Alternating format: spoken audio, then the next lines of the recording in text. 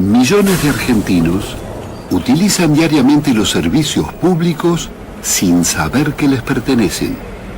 Agua, electricidad, teléfonos, combustibles, rutas, aeropuertos, trenes subterráneos, aviones.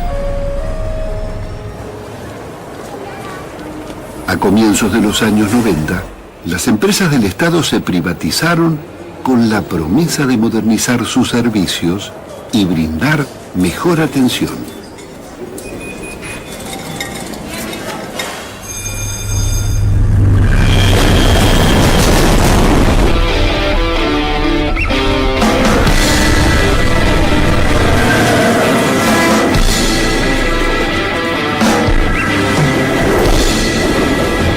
La privatización del transporte terminó en un colapso. Los trenes interurbanos que unían las provincias fueron suprimidos. Miles de pueblos quedaron aislados y 1 millón de habitantes emigró hacia las capitales. ¡Hace mal el servicio! Como 15-20 minutos de demora, ¡es una vergüenza! Veníamos viajados como ganado. Parecemos chancho viajando acá. Sardinas somos acá. Apretado, colgado, pero hay que viajar, no hay otra. Acá no hay seguridad para embarazadas, para personas lisiadas. Tengo miedo de volver ahora, yo no sé si vuelvo. Pierdo presentismo, pierdo premio, nadie da la cara. Necesitamos que haya más frecuencia. Si no se queda el tren o si no te matan acá, te mata el tren. El Estado no puede ser que esté subsidiando a estas empresas para que viajemos de esta manera. Todos los días, todos los días. Para ganar 3 mangos tenemos que viajar como chancho. Ellos después no te devuelven la plata del abono. Porque todos los días anda mal y el empleador no te lo cree que anda mal. ¿A dónde está la guita, loco? ¿De qué le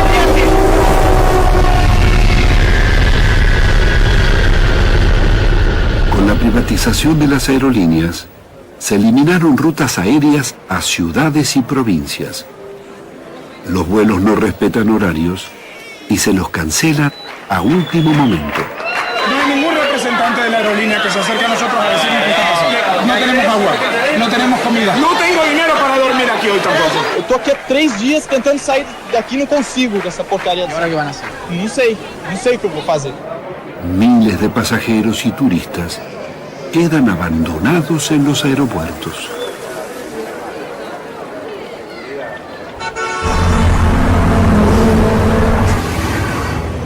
Jamás se vivió en el país una crisis semejante. La carga y el traslado de pasajeros pasó al transporte automotor.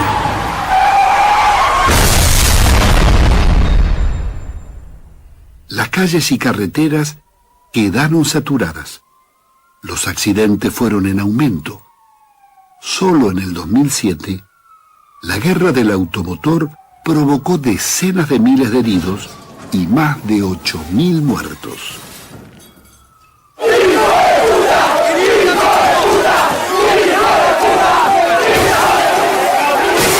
Ante el maltrato y la falta de respuesta de los concesionarios y autoridades a sus quejas, los pasajeros terminaron enfrentando los trenes creyendo que no son suyos.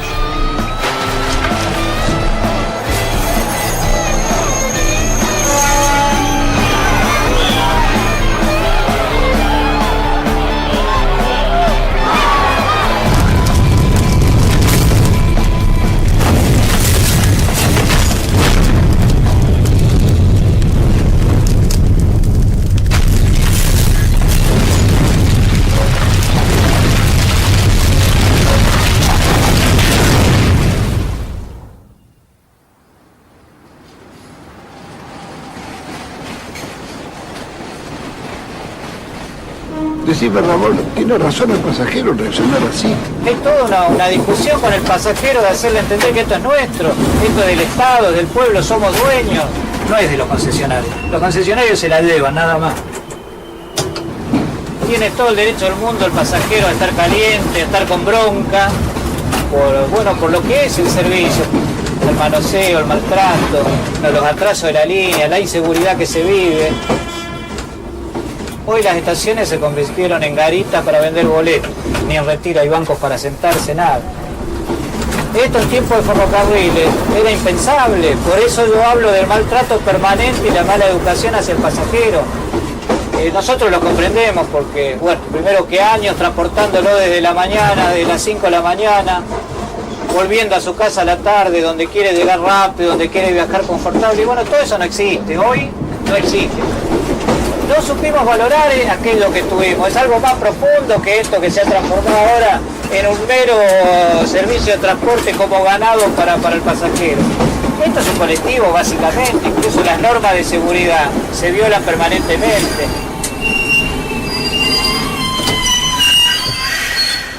Nosotros tenemos una relación muy complicada con el pasajero porque al ser la cara visible de la empresa es el pasajero donde descarga toda su bronca, todos sus reclamos, todas sus quejas.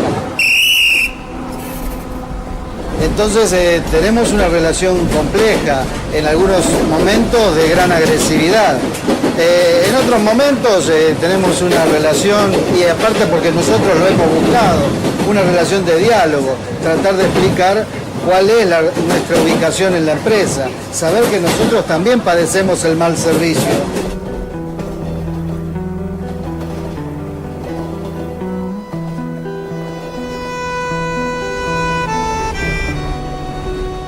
La confusión sobre lo público y lo privado sigue vigente. Los trenes se privatizaron porque daban pérdidas, pero los servicios públicos ¿están para dar ganancias o para servir a la comunidad? ¿Acaso deben dar renta las escuelas o los hospitales públicos?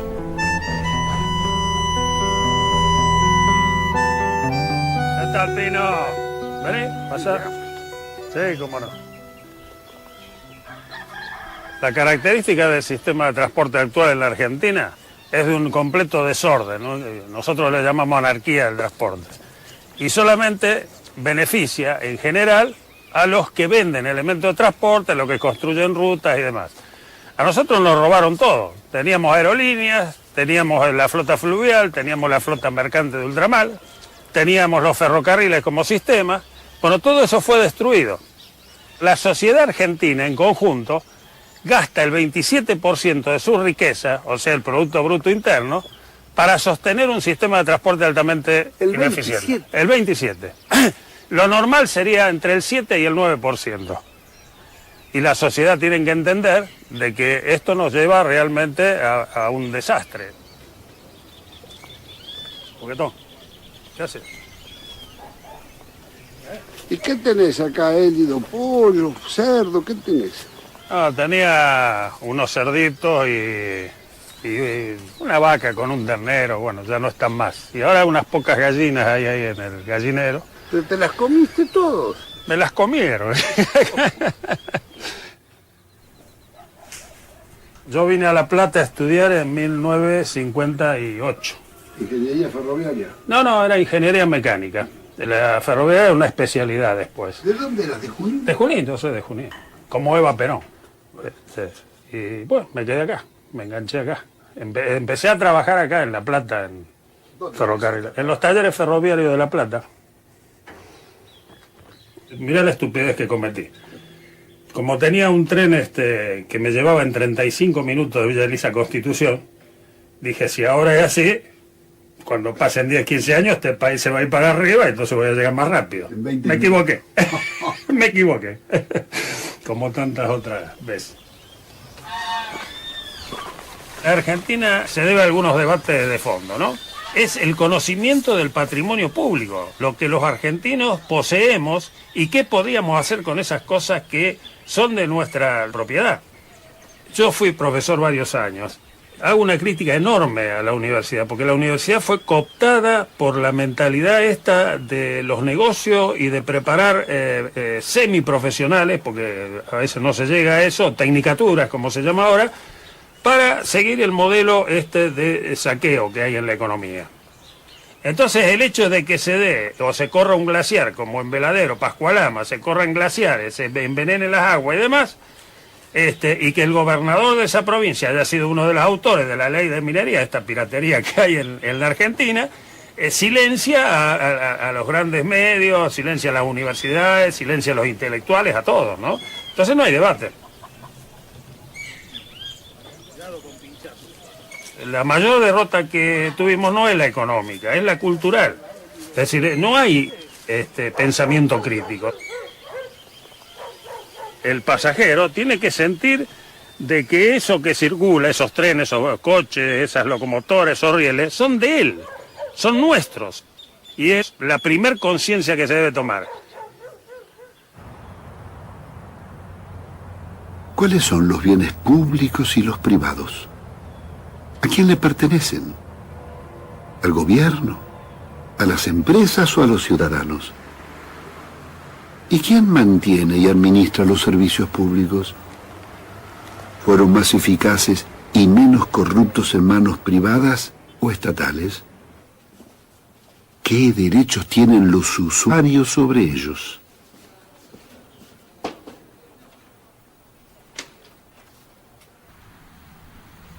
¿Qué viene a hacer ONAVE? ONAVE es el Organismo Nacional de Administración de Bienes del Estado. Sentate acá. ¿Cuáles son? ¿O qué son los bienes del Estado? Bueno, los bienes del Estado son enormes, porque acá habría que separar entre lo que administra nuestro organismo, que es lo que está desafectado de concesiones o de uso del sector del Estado, bastante menos, digamos, pero los bienes del Estado son muchísimo más. El espectador no entiende nada y no se tiene idea de qué es lo que le pertenece. Bueno, el patrimonio público, por ejemplo, desde que los ferrocarriles fueron nacionalizados, siguen siendo parte del Estado, del patrimonio del Estado. Están concesionados, pero todo lo ferroviario, todo, hasta el último riel, es propiedad del Estado. Todos los puertos son del Estado, administrados por consorcios, algunos pequeños puertos privados, pero son concesiones también. Todo el subsuelo del Estado. La YPF ha sido privatizada, ha sido concesionada, pero el subsuelo sigue siendo nacional, estatal, todas las reservas son estatales. Lo mismo pasa con toda la plataforma submarina y las 200 millas. O sea, el Estado tiene enorme poder en toda la zona marítima. O sea, vos podés dar permisos de pesca, concesiones. Y después, ¿Tierras? bueno, el Estado tiene muchas tierras, las Fuerzas Armadas tienen muchas tierras, porque en épocas, y en el interior del país tienen mucho, en las provincias, campos grandes, todo eso todavía está. Todos los edificios públicos son del Estado. Todos los edificios públicos están asignados, yo no los administro porque están asignados a un ministerio, a administración. Hay miles. Te voy a decir algo, no está claro el relevamiento de los bienes. Ni siquiera el Estado mismo sabe lo que tiene. Ni siquiera el Estado mismo sabe lo que tiene. ¿Qué tiene en qué sentido? No tiene el inventario completo de sus bienes. No está nunca completo.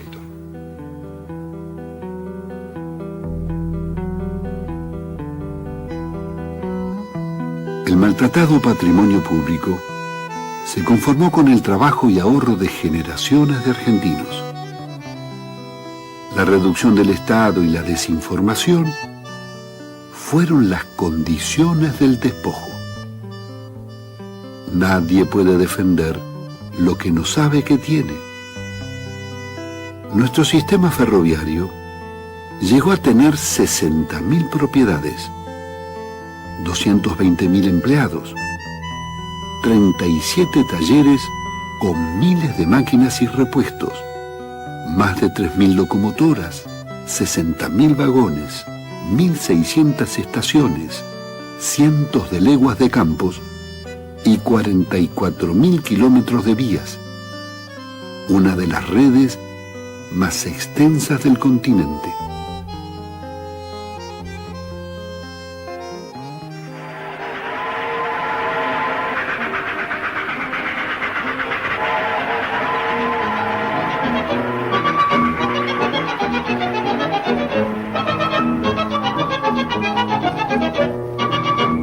Este es el antiguo ferrocarril del oeste, es el primer ferrocarril nacional, se crea en 1857 y lo toma la provincia de Buenos Aires, lo desarrolla, lo expande y que tiene una organización eficiente y que entra en competencia con los primeros ferrocarriles ingleses que se empiezan a instalar, en donde les demuestran de que se pueden hacer las cosas de forma diferente, pero a pesar de eso, la gran presión del gobierno inglés, de los ferrocarriles ingleses, es que se malvende a través del primer cipayo nuestro, que es Juárez-Celma.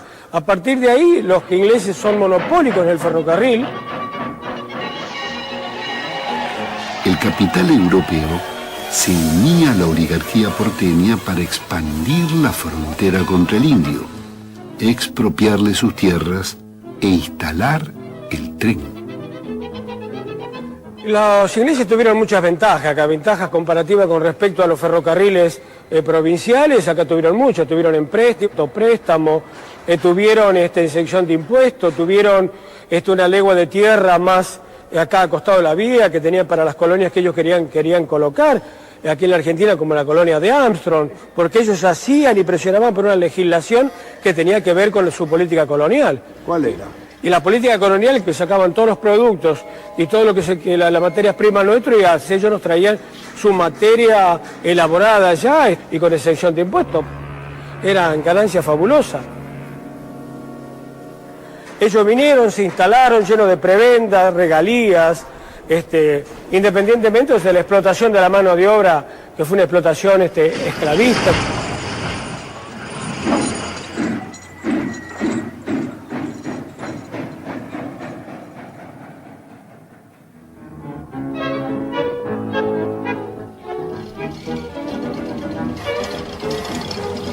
Las compañías inglesas y francesas aportaban su avanzada tecnología y experiencia ferroviaria.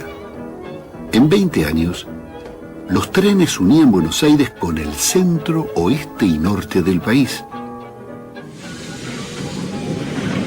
reparando vagones y locomotoras. En los talleres comenzarían a ser una industria nacional.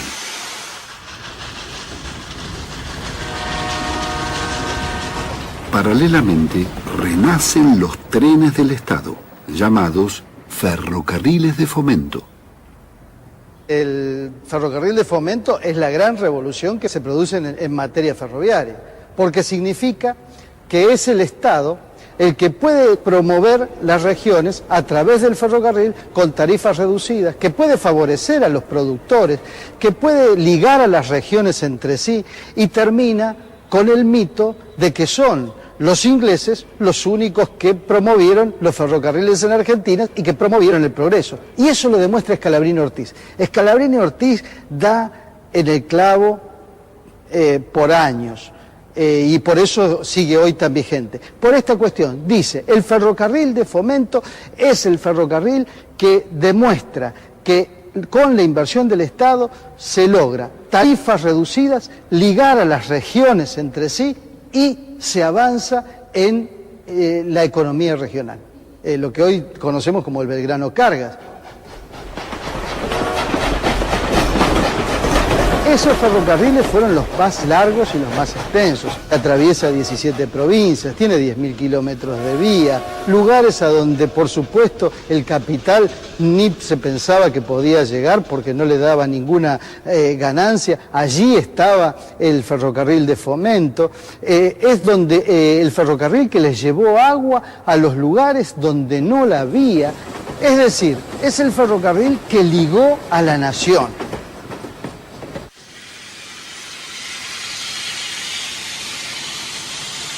En el imaginario colectivo, la época de los ingleses fue la época de oro del ferrocarril. De la época en que las locomotoras se ilustraban, los grandes récords. Fue la época donde se hicieron las grandes construcciones, donde se construyeron los grandes ramales.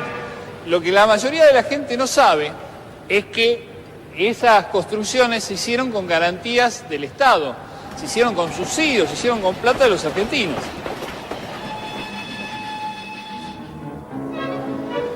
Las grandes obras son, por ejemplo, la estación de Retiro, la estación de La Plata, la estación de Constitución, que se hizo 2 veces. Grandes estaciones, grandes palacios, que muchas veces eran mucho más de lo que necesitábamos en ese momento, que justificaban hacer balances donde se mostraba que perdían plata. Entonces el Estado ponía la diferencia. Todo eso constituye una época donde los argentinos a través de los ingleses nos dedicamos a tirar manteca ferroviaria al techo. Eso se mantiene hasta los años 30, cuando sobreviene la crisis del capitalismo, que hace que empiece a decaer el periodo inglés. Con el golpe militar del general Uriburu, llega la década infame. Frente a la corrupción, se alza la prédica del grupo Forja. El investigador Raúl Scalabrini Ortiz denuncia los subsidios a las compañías inglesas y plantea la nacionalización de los ferrocarriles.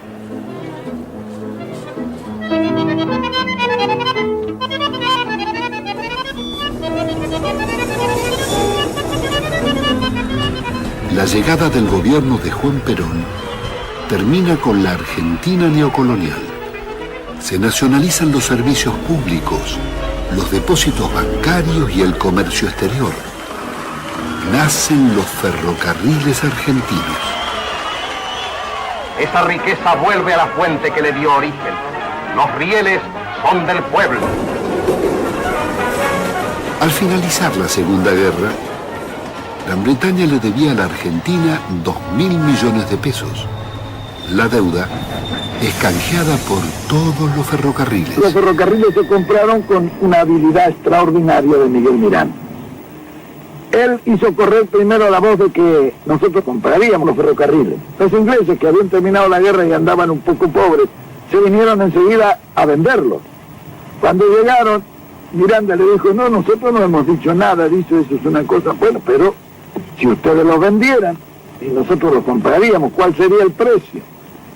Le dijeron el valor de libros. ¿Y cuánto es el valor de libros? 10.000 millones de pesos argentinos. Miranda lo miró y se rió. Le dice, ¿cómo vamos a comparar 10.000 millones de pesos por fierro viejo? No era fierro viejo. Estaban funcionando cerca de 50 y tantos mil kilómetros de vía con estaciones y en muchas partes una legua a cada lado, que era lo que le habían dado en la concesión inicial. Había pueblos, había 26.000 propiedades de los ferrocarriles. El Dock Sud, el puerto de Buenos Aires, era de los ferrocarriles ingleses. Los ingleses estaban duros, porque para negociar los ingleses son muy hábiles y muy duros. Y un día cometieron un error. Lo vieron a Miguel Miranda y le dijeron, vea, si ustedes nos pagan 6.000 millones por los ferrocarriles, nosotros le depositamos a usted y a Perón en un banco que ustedes nos indiquen 100 millones de dólares. Al día siguiente, claro, estos negocios se hacen así. Al día siguiente Miranda a Diana ya estaba golpeándome la puerta de mi pieza en la residencia y me dijo, vea general, ya está listo este negocio, lo vamos a sacar porque si nos ofrecen una coima para que le paguemos 6.000 millones porque no valen los 6.000 millones. Bueno, siguió discutiendo y un día vino y me dijo, bueno, está cerrado el asunto.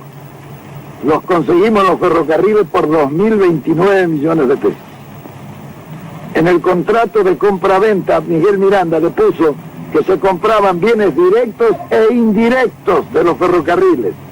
Esos indirectos representaban 26.000 propiedades que tenían los ferrocarriles en el país. Esto no se dieron cuenta los ingleses cuando se hizo el contrato de compra-venta. Por eso Mr. Eddy, cuando se firmó, se desmayó.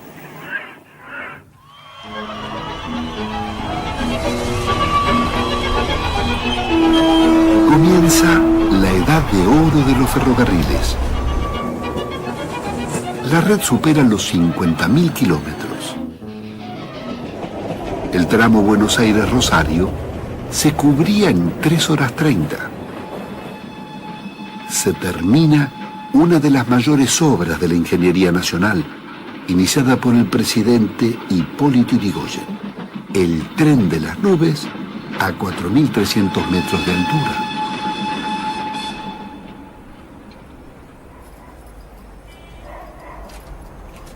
Yo vengo del ferrocarril, de los terraplenes, porque mi viejo era un ferroviario nómade y el patio de mi casa era el mismo patio que tenía la estación, junto con todos los ferroviarios, y ahí jugábamos con las locomotoras de verdad. Empiezo a estudiar en la escuela industrial, pero el viejo me saca al año y me manda a la escuela fábrica que había creado Perón, porque necesitaba 1 millón de técnicos para el primer plan quinquenal, y sin decirme agua, me manda. Yo le pregunto, ¿por qué me sacás de acá? Se había probado. Y me dijo, el general te necesita, y se acabó. Me da la ropa, me da la camisa kaki, me da los zapatos méritos, me da los útiles, me da todo. A partir de ahí empecé a estudiar y empieza el amor de los materiales. Había que aprender y estudiar el laberinto de los números, porque si nosotros no estudiábamos las matemáticas, jamás íbamos a comprender por qué el metal vuela, por qué el metal flota y por qué el metal se desliza sobre los rieles. El gran mérito del ferrocarril argentino es haber formado las escuelas, que el menemismo fue lo primero que rompió, ¿no es cierto? Tanto la Escuela de Técnicos Ferroviarios como la Escuela de Ingenieros Ferroviarios, ¿no? Entonces nosotros desde nuestro país podíamos generar la mano de obra y la inteligencia para manejar nuestra propia empresa. ¿Qué estás haciendo, Norberto? Estoy trabajando con un protector para una bomba sumergible. Es un equipo que diseñamos nosotros que reemplaza a un equipo comercial que cuesta como 5.000 pesos, con un desarrollo a partir de tecnologías sencillas. La idea con esto es, con tecnología que tenemos disponible, generar soluciones más sencillas, más baratas y que satisfacen nuestro problema. Un poco lo que hacíamos en ferrocarriles.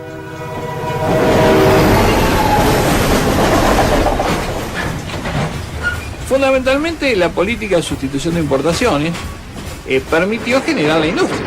Los vagones de madera de esa época los traíamos de Inglaterra, hasta la madera, hasta los tornillos traíamos de Inglaterra.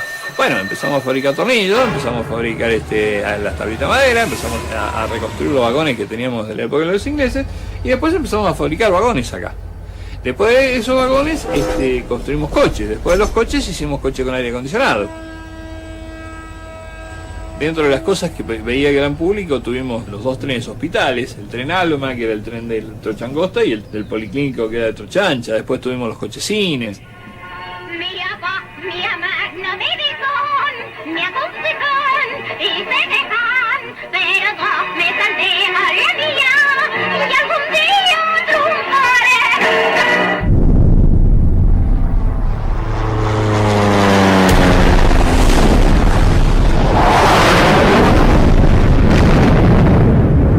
El golpe militar de la llamada Revolución Libertadora viene a destruir el modelo de desarrollo autónomo del peronismo.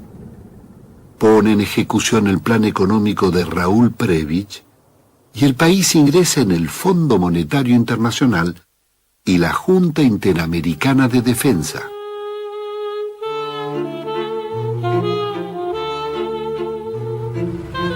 Arturo Frondizi comienza su gobierno traicionando el programa votado por el pueblo y pacta con Estados Unidos.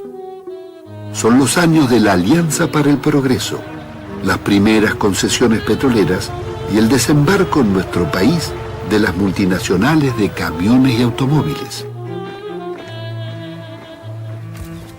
Frondizi elimina tranvías y trolebuses e inicia la reducción del ferrocarril. Frondizi pone como ministro de Economía al Sogaray. Alzogaray hace un viaje a Estados Unidos y se entrevista con el general Larkin, que era un general del ejército americano que en ese momento estaba trabajando para el Banco Mundial. El general Larkin le ordena, le da un plan para llevarse a cabo para reordenar nuestro sistema de transporte. En ese plan, lo medular de ese plan era destruir el sistema ferroviario y reemplazar la vía por carretera. Significa el corte de 5.000 locomotoras de vapor que se chatarrearon. Nosotros en esa época teníamos totalmente desarrolladas las locomotoras de vapor. Teníamos talleres como por ejemplo Tafí Viejo, que era capaz de fabricar 1.000 locomotoras de vapor por año. Y significó la pérdida del transporte ganado, la encomienda, toda esa pequeña carga que son muchos miles de toneladas que están enganchados a trenes pequeños y locomotoras pequeñas, como era la locomotora de vapor de la época. Junto con la locomotora diésel, nosotros compramos la dependencia. Es el modelo del consumismo llevado al transporte y que de alguna manera nosotros compramos.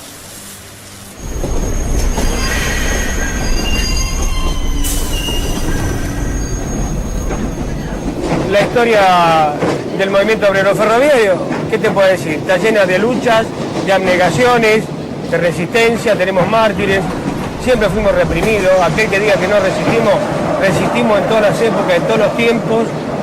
La movilización más fuerte fue el año 58, cuando el gobierno de Frondizi, democrático él, a nosotros nos encarcela dentro del mismo lugar de trabajo, nos pela y nos hacen dormir dentro del vagón. A las 4 de la mañana nos levantamos, tomamos el mate cocido y a laburar, y estábamos custodiados por milicos.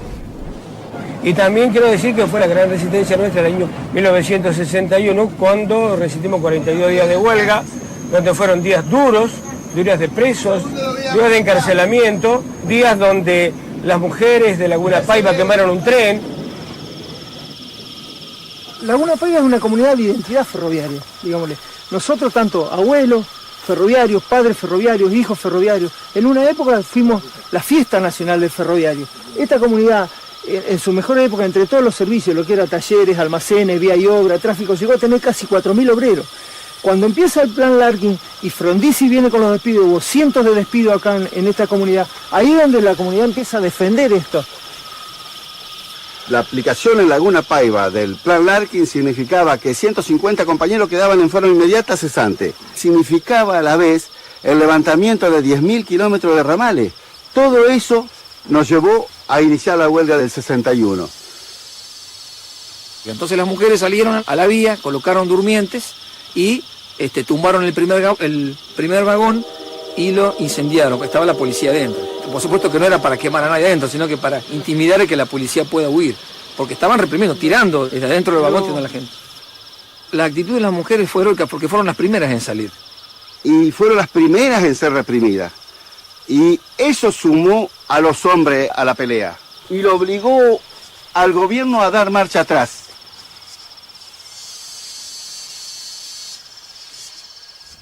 Ya no estamos como estamos.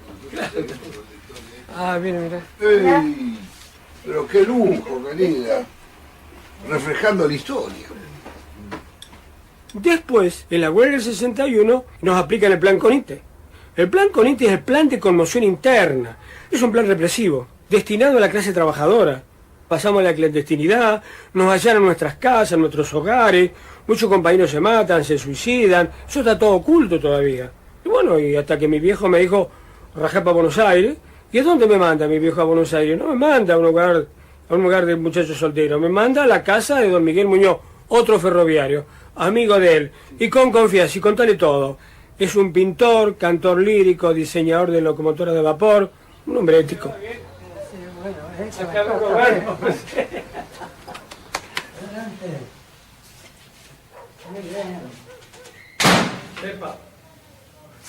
Don Miguel, ¿todavía sigue pintando? Algunas cosas hago, otras no. Esa. Qué bárbaro. El norte. Aquello también es de la Boca. ¿Y este, don Miguel? Este es la inauguración de un horno en Junín, en los talleres de Junín. Ferroviario. De ferroviario, claro. ¿Dónde aprendió a pintar y desde cuándo? Y bueno, desde niño, yo la verdad que siempre me gustó la pintura. Siempre pinté desde chico. ¿Qué edad tiene ahora, Miguel? 92. Voy a cumplir en mayo 93. ¿Y sigue pintando? Y ojalá agarre otra vez la pintura porque cuando no pinto me pone mal. Me pone muy mal.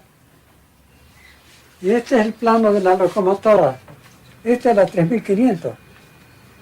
Yo participé junto con todos los otros, participé y agregamos los elementos más modernos para...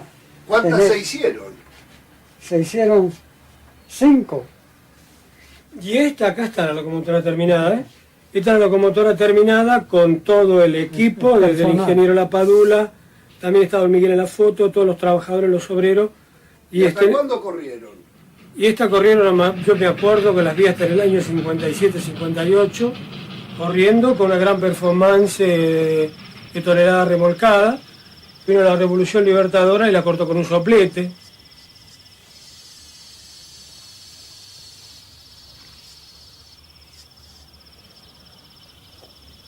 El desarrollo de la termodinámica en este país estaba concentrado en Talleres Tafí Viejo, y el hombre de Talleres Tafí Viejo que hizo escuela se llamaba ingeniero Anacleto Tovar, que los alemanes le mandaban la locomotora, la Henschel, a que las probara él en Tafí Viejo, y la prototipo se la regalaba al Estado.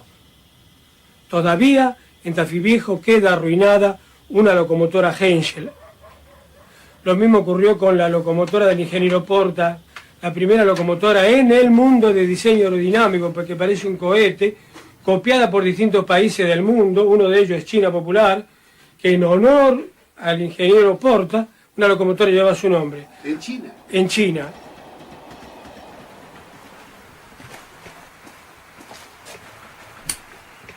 Rosendo, ¿vos conociste al ingeniero Porta? ¿Cómo no?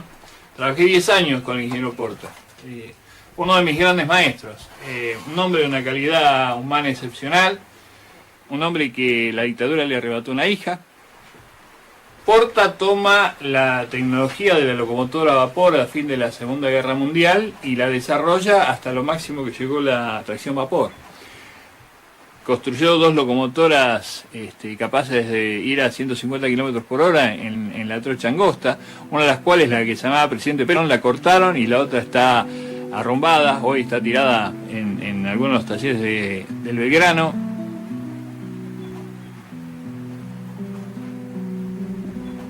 Después estuvo trabajando con los venezolanos y con los cubanos en el tema de utilizar combustibles secundarios, como por ejemplo el bagazo de caña como combustible dentro de las locomotoras. Realmente un genio.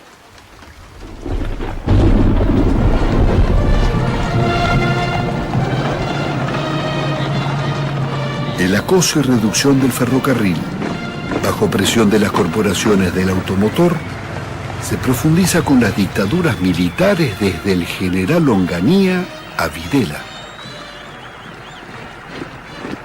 La resistencia ferroviaria a la dictadura genocida se hizo sentir en todo el país. La respuesta fueron secuestros y asesinatos. En Tafí Viejo, la represión de los generales Bussi y Vilas fue despiadada. No hicieron más que sembrar el terror de que no te metas. La gente no quería entrar en nada, no quería saber nada. Hablaban de lucha y para ellos no era nada. Si acá nosotros queríamos convocar para tomar los talleres estos, pero la gente no nos respondió. ¿Por qué? Porque tenían miedo. ¿Cuál era el miedo en esa época de Bussi? De que manden el ejército. A nosotros mismos nos siguieron autos de noche. Como así también podía caer la policía, el que sea, y le metía miedo. Y bueno, que la gente no estaba preparada para eso. ¿Por qué? Porque viene desde un momento de gloria en el país, donde había trabajo, había de todo, y de pronto se empieza a atacar a la gente, a desaparecer. La gente tiene miedo de salir a la calle, y por ende no quiere hablar de nada. Acá desaparecieron 16 muchachos. Son más posiblemente de los talleres de Tafí Viejo. En el país hubo 30.000 desaparecidos. Y entre esos 30.000 hay un hermano mío que fue dirigente de base de estos talleres. Y ahora uno entiende por qué era necesario que desaparezca esa gente. Tenían que desaparecer para que se facilite esta entrega, ¿no es cierto? Si hubiese estado esa dirigencia, esos jóvenes mozos, esos jóvenes llenos de sueño,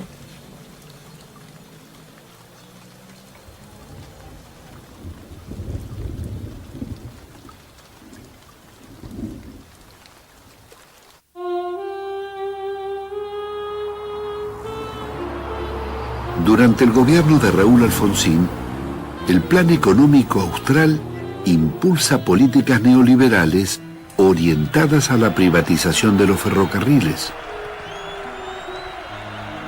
El que empieza a fondo con las privatizaciones es Terraño, que es el que quiere imponer este descuartizamiento de la empresa en 4 grandes sectores. Empezó a tercerizar funciones de esas empresas. Y ese fue el comienzo de la privatización. Buenas tardes. Es decir, que el Estado era un mal administrador, que entonces había que dárselo a los que eran buenos administradores, que eran los privados. El mismo discurso de la dictadura sigue durante todos estos años. Hasta hoy. Hasta hoy. Y este es el fenómeno que nosotros tenemos que decir una y otra vez. Las privatizaciones fueron, son y seguirán siendo un robo. Gobierne quien gobierne.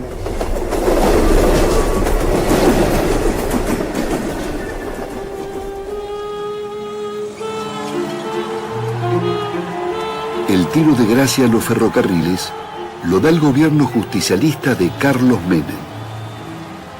Son privatizados siguiendo los planes del Banco Mundial. Como las escuelas y los hospitales, los trenes serán transferidos a las provincias. Menem advierte: ramal que para, ramal que cierra. Acá Menem empezó fantástico. Los canales de televisión a los privados, la telefónica a los privados. Lo hizo bien, mal no me importa. Los entrego, yo ya no tengo que pagar. La cuenta de otros. Pretendemos con esto darle la posibilidad al trabajador, al obrero, una vida más digna, convirtiéndolos de proletarios en propietarios. Acá todavía hay antiguos mentales que dicen, no, los ferrocarriles son nuestros, pierden $1,5 millones por día, pero son nuestros. ¿Qué tenemos en la cabeza? No me diga esa... No. Fíjense, los ferrocarriles que eran un verdadero cáncer para el país por los costos que tenían y que producían cada vez peores servicios, ahora están renaciendo con iniciativa privada y Los nuevos concesionarios son empresas de colectivos y de transporte automotor interesadas en la reducción del ferrocarril. Ellas podían clausurar ramales y estaciones, reducir el personal, disponer de los talleres y de todo el material rodante. Son los dirigentes que ahora son empresarios. Incluso Pedraza, todavía Menem, medio riéndose un poco de la gente y de la Argentina, le entrega 10 días antes que asume de la Rúa el ferrocarril Belgrano, que es el ferrocarril más grande de la Argentina, que era el único que se autofinanciaba, es el ferrocarril que sirve 14 provincias y el ferrocarril que se conecta internacionalmente con Chile, Bolivia y por medio de Bolivia.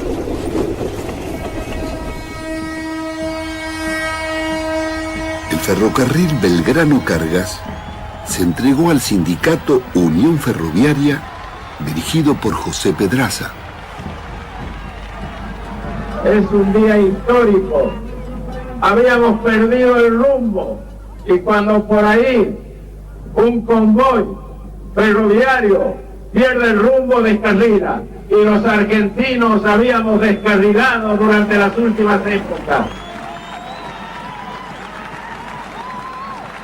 Pedraza había ganado fama como combativo en las huelgas ferroviarias del 60, pero traiciona a los trabajadores y será socio del saqueo. Desde la conducción del gremio, pronto comprendió que en los tiempos por venir, antes que resistir la privatización del tren, era mejor quedarse con él. Maquiavelo, que era un ser muy excepcional, decía que el mal hay que hacerlo todo de golpe, que el mal hay que hacerlo todo de golpe, que el mal hay que hacerlo todo de golpe.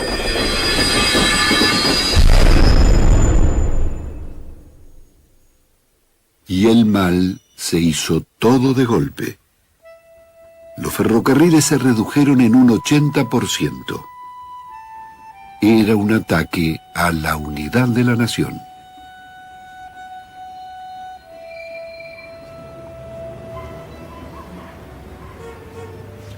En el año 89 me eligen secretario general de la seccional Tucumán de APDEFA. ¿En Tucumán? En Tucumán, sí. ¿Zafaste de las privatizaciones? Me agarró la peor, el periodo de los planes, de los cierres, de los despidos de gente, de los traslados a la DGI, de los ferroviarios. Así que bueno, me tocó ser testigo y protagonista en la pelea que dimos desde allá.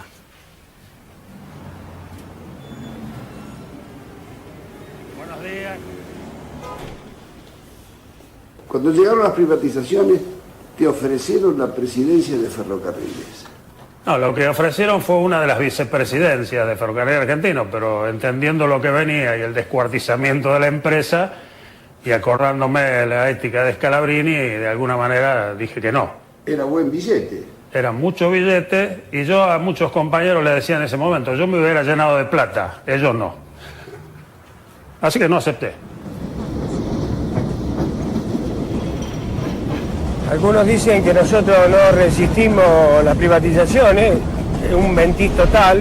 Nosotros resistimos con una gran huelga que se originó en 1991, los primeros días de marzo. Una huelga que tiene una particularidad, tiene 45 días de duración y fue dirigida por los jóvenes de la fraternidad, los jóvenes señaleros, contra la burocracia sindical y contra la traición de aquellos que alguna vez tentaron cargo, como por ejemplo Lorenzo Pepe en la huelga del 61, era vicepresidente de la Unión Ferroviaria y él levantaba la mano en la Cámara de Diputados juntamente con Oraldo Brito a favor de las privatizaciones. Mire, acá en esta seccional José León Suárez paramos 22 días. Me acuerdo, no pudimos sostenerla más tiempo porque, bueno, había compañeros que hoy son conducción de la fraternidad y, bueno, apostaban a que la huelga se pinche, aceptaban las condiciones que imponía el menemismo y, bueno... ¿Tenía toda la sociedad en contra o no? En gran parte sí, pero, por ejemplo, acá en José León Suárez caminábamos las calles pidiendo ollas populares, pidiendo comida y los comerciantes y los vecinos nos ayudaban hasta con dinero. Fue una gran resistencia, fue una huelga inédita porque fue encauzada y organizada desde la base misma de los trabajadores. O sea, las directivas nunca apoyaron esa huelga, por más que hoy lo digan.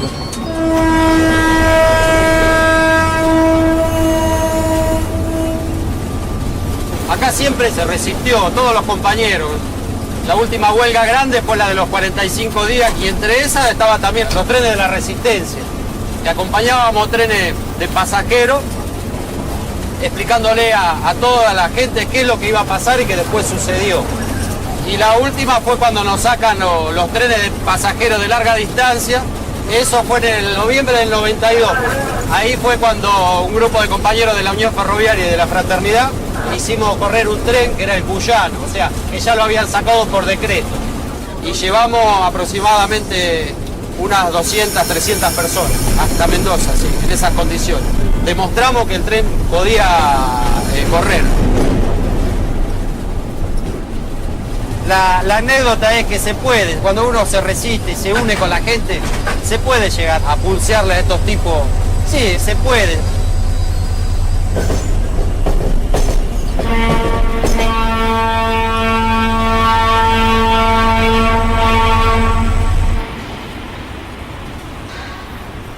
Yo soy Rubén Darío Sobrero, presidente del Cuerpo de Delegados de la línea Sarmiento.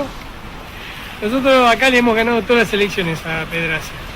Y la verdad que todas las elecciones que estamos ganando con un porcentaje mayor. En el 95 entré acá, ya en el 96 salí delegado y bueno. ¿Ya estaba Pedraza? Sí, Pedraza estuvo siempre. Lo que pasa es que Pedraza al principio no se dio cuenta. Cuando se dio cuenta era tarde porque ya teníamos todo el cuerpo de delegados. Y hubo un quiebre que fue la huelga del año 97, donde echan a varios guardas del Mitre. Nosotros acá todavía recién nos estábamos formando y me acuerdo que fue allá, acá a un par de metros, 22 tipos, me acuerdo como si fuera hoy, nos metimos delante del tren y lo paramos así. Dijimos, sí, no sale, y le hicimos bajar al motor y me dijeron, este tren no sale. Mirá, te puedo asegurar que me temblaban las piernas, pero ahí empezamos a ganar confianza a partir de que empezaban a venir los compañeros, algunos venían en bicicleta, otros venían corriendo, cortamos la otra vía que es la de este lado, y ahí fue la primera vez que le torcimos el brazo a la empresa. Mucha gente joven he visto. Está entrando toda una camada de pibes que son hijos de compañeros nuestros, porque hemos logrado imponerle a la empresa que los compañeros nuevos que toman tengan prioridad a los hijos de los ferroviarios, para mantener la tradición de la familia ferroviaria. ¿Cuál es esa tradición? Es la tradición, es la solidaridad, el compañerismo. El ser ferroviario es un ser muy especial. Lo que hoy estamos haciendo es tratar de reconstruir en algunos lugares lo que es un sindicato. discutimos todo en base a un sindicalismo horizontal donde los trabajadores deciden en la asamblea cuáles son los pasos a seguir. Buenas tardes, compañeros, nos vamos acercando que ya vamos a empezar. Sale la asamblea, los que quieran hablar. Bueno, compañero, creo que toda la asamblea que hemos tenido, sabíamos perfectamente... Acá no es solamente el paro, acá vamos por la identidad perdida de todos nuestros compañeros ferroviarios. La conciliación obligatoria se la van a tener que guardar en el bolsillo. Acá traemos la moción. Paro de 24 horas para este es el paro de la Unión Ferroviaria y este es el paro que se acata desde el primero hasta el último compañero. Los que estén por la positiva, que levanten la mano. Por la negativa.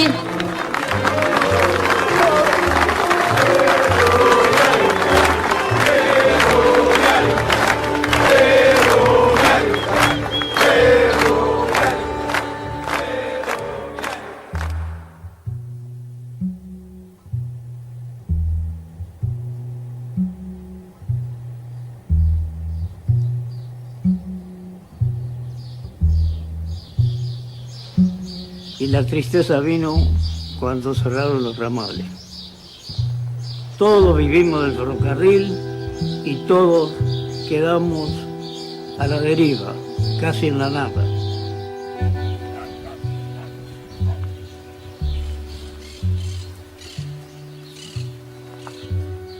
¿Cómo está Patricio, linda? Patricio está muerto. Totalmente muerto. Este pueblo nació y vivió con el ferrocarril. Y murió también. Trasladaron a todo el personal. Mandaban unos listados, en el tanque del agua lo colocaban. Y ahí anunciaban a quiénes trasladaban. Los mandaban al norte, a lugares inhóspitos. Y tuvieron que ir porque de otra forma se quedaban sin trabajo. Fue la separación de la familia. Así que quedaban las casas acá, como están ahora, totalmente abandonadas, venidas abajo. Éramos 6.000 habitantes y ahora apenas llegamos a los 600. Y acá tengo unas fotos de todos los compañeros que trabajaban acá, ferroviarios. Es lo que nos ha quedado. Los recuerdos, simplemente, los recuerdos. Las épocas felices del ferrocarril.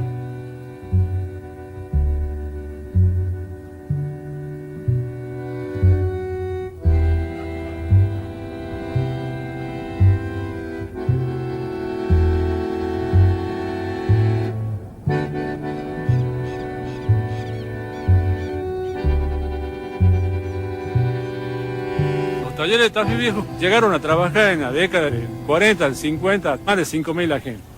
Una playa que albergaba cerca de 800 vagones en espera de reparaciones.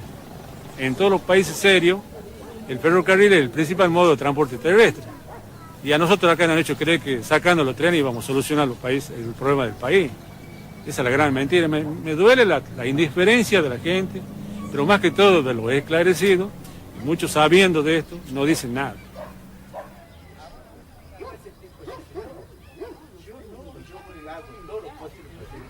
Antes pasaba por esta vía, pasaba el famoso tren Cinta de Plata que unía desde La Quiaca hasta Buenos Aires.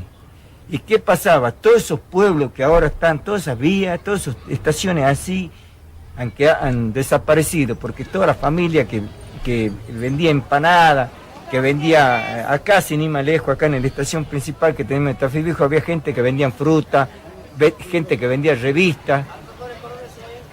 Yo soy docente, pero lo que se perdió aquí al perderse el tren fue el progreso que el tren llevaba de un lugar a otro. La necesidad de la gente de comunicarse por medio del tren. Lo más triste que yo viví, la separación de la familia. Un hermano en Salta, por el ferrocarril, otro hermano en Córdoba, y yo aquí, con mi madre. Mucha gente le agarró la depresión, se han enfermado, mucha gente ha muerto de corazón. Fue tremendo justamente porque de quitarle al hombre esa dignidad lo ha bajado de tal manera que lo ha deprimido y muchos no pudieron superar eso.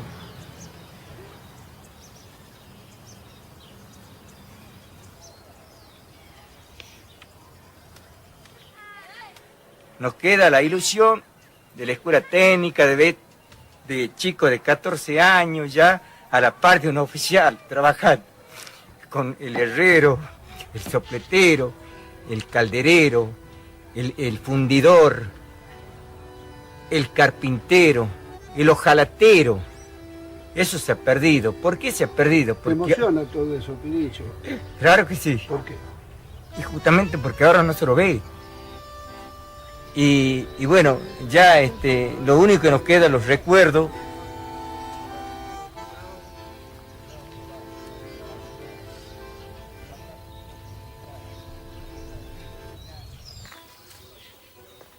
Cuando uno ve todo el deterioro material, uno le agarra una gran angustia de cuánto dinero habría que poner para poder reconstruir todo. Pero hay algo que no se puede medir, y es el deterioro humano, la discapacidad de la gente, la discapacidad que ha ido teniendo la gente en sus conocimientos. Y eso es muy difícil ponerle un número. Se le podría poner un número en cuanto a cuantificar cuánto habría que gastar en capacitar para volver a tener gente con las aptitudes que tenía en ferrocarriles. Pero ¿qué número le podemos poner a aquellas degradaciones morales que sufrió el personal?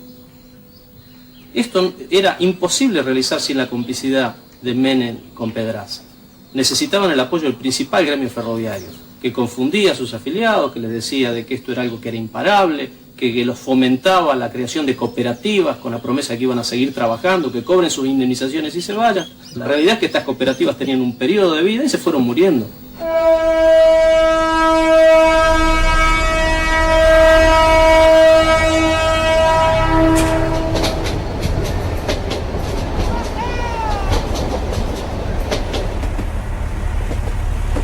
Lo que había era una gran campaña diciéndole a la gente que había que irse con el retiro voluntario, que esto se terminaba, que lo mejor era agarrar la indemnización e irse, y nos empezaron a ofrecer una indemnización extra, que lo llamaban una gratificación.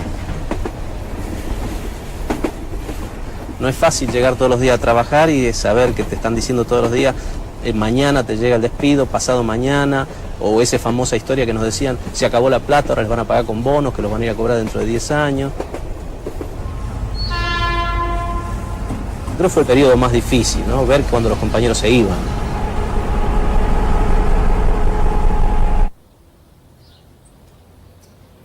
Ver gente despedida que seguía cuidando los bienes de los lugares donde vivía, por más de que ya había sido despedido, hay muchas.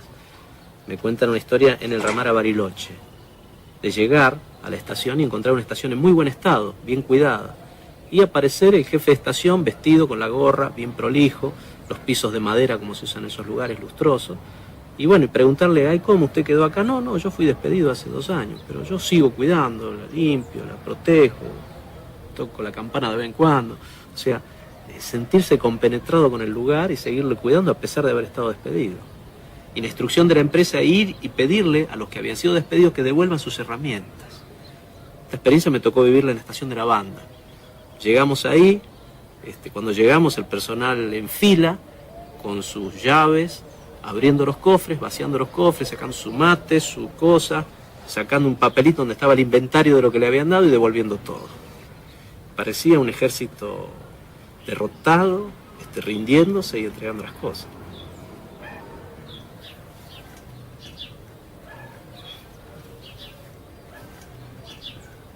Y bueno, en ese mismo lugar, los mismos compañeros, para un poquito.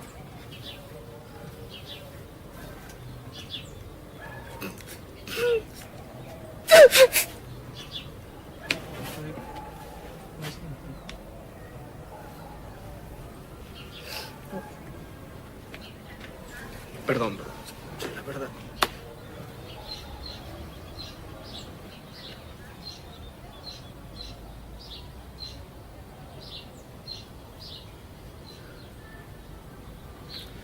Un compañero le había dado una hemiplegia y pidió devolver las cosas. medio cuerpo, sin poder caminar. Pidió que le abran el cofre, sacó sus cosas.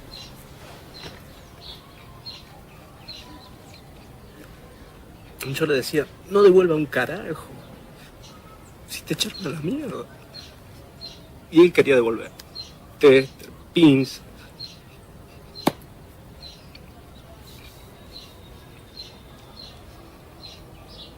No sé.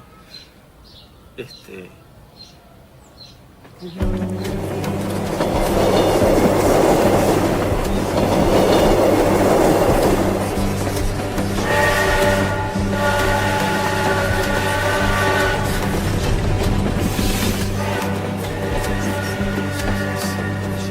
viento me confió cosas que siempre llevo conmigo, me dijo. Con el último tren, cerraron 800 estaciones convirtiendo a sus pueblos en fantasmas.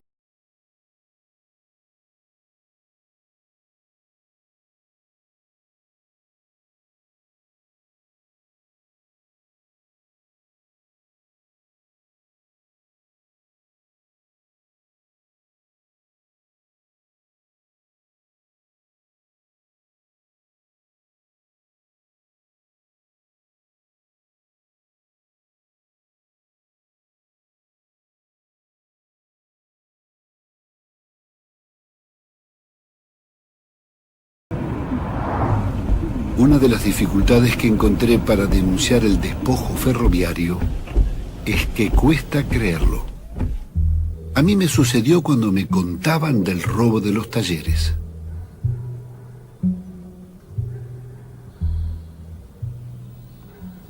Estamos en uno de los 5 talleres en el mundo más modernos para procesar rieles, cambios y cruces y máquinas auxiliares de vía.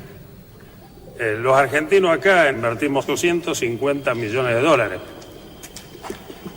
Bueno, acá el que se apiadó le puso una chapa arriba de este torno para que la caída de las palomas no lo afecte, ¿no? Pero el óxido de las bancadas indica el desprecio de los funcionarios públicos responsables de esto. El óxido de todas las bancadas. Toda la merda de paloma que hay acá es un poco la metáfora de lo que nos ha pasado. Nos han cagado, acá está bien clarito. Esto es un robo directamente a la sociedad argentina, esto es así. Esto tiene que tener mantenimiento, venir a apretar el botoncito y empezar a funcionar. Esta es una máquina muy cara y está en este estado.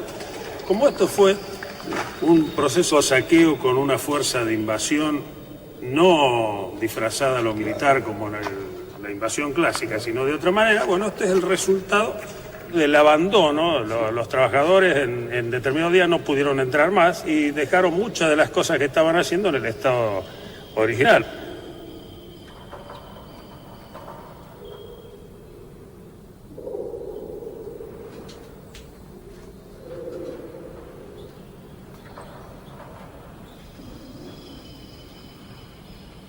Todo está numerado. ¿Qué son los lotes? ¿Qué es esto? Claro, esta es la marca del diablo, como dirían los místicos, ¿no? La marca de la bestia.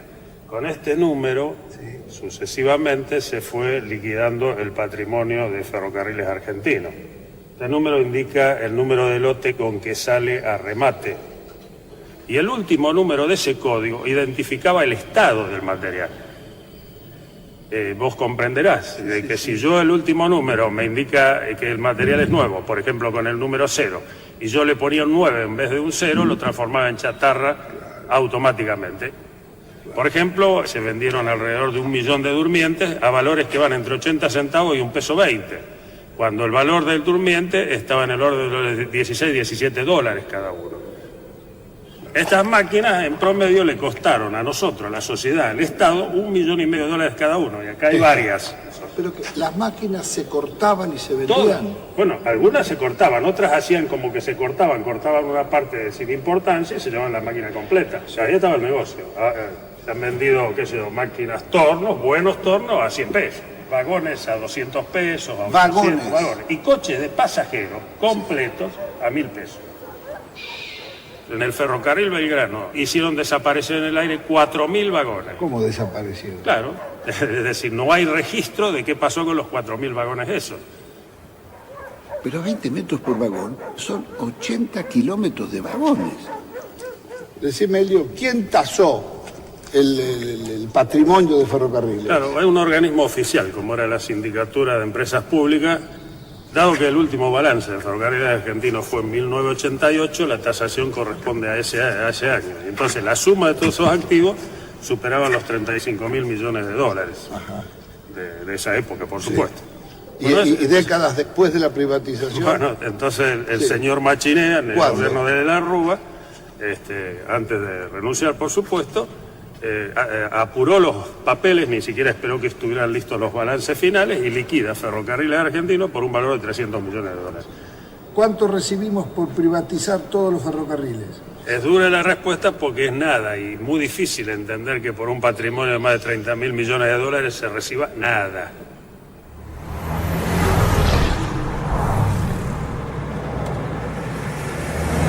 Soy Jorge Rubén Contestí y me dediqué a estudiar básicamente el tema ferroviario. ¿Cuántos años pasaste en el ferrocarril? 30, 35 años fácil. Fíjate, mirá vos si sería importante esto para que semejante instalación se haga para recibir y despachar los pasajeros que venían de todo el norte. Esa gente, hermano, cuando se privatizó el ferrocarril, cuando se decretó la anulación de los trenes de pasajeros, esa gente quedó sin nada. Pueblos enteros que no tenían pavimento, que no tenían ningún otro medio que no fuera el ferrocarril. Pero ¿a quién se le ocurre? Únicamente a gente dañina. La infamia está en que nadie pensó en esa gente. Es la gente que vivía, la gente que laburaba, la gente que producía, los chicos que estudiaban. Fíjate el tablero de los trenes que salían de acá. Dice resistencia e intermedia, kilómetro 22 e intermedia. Laguna Paisa, es decir, que se le brindaba servicio a todo, Pino, a todo. Se pensaba en la gente. Entonces, esta belleza, esta maravilla, todo esto, que ahora está hecho pomada. Entonces, la única explicación que a mí se me ocurre es que detrás de esto, como siempre, había un gigantesco negocio y la gente, pues, que se joda. Parece que acá van a hacer un shopping. Le han concesionado por 30 años este edificio. Patrimonio cultural es esto. Claro. Esta es la demostración cabal de que al gobierno le interesa un pito a la gente del interior.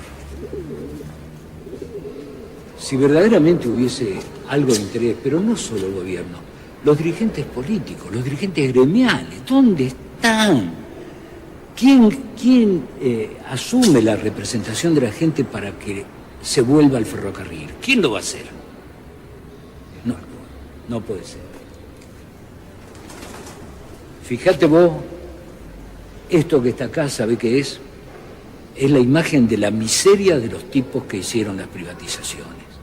Se necesita ser un miserable como ser humano para dejar reducido semejante obra como era esta, con un servicio como el que prestaba esto, dejarlo reducido a esta condición de tapera maloliente, sucia, derruida.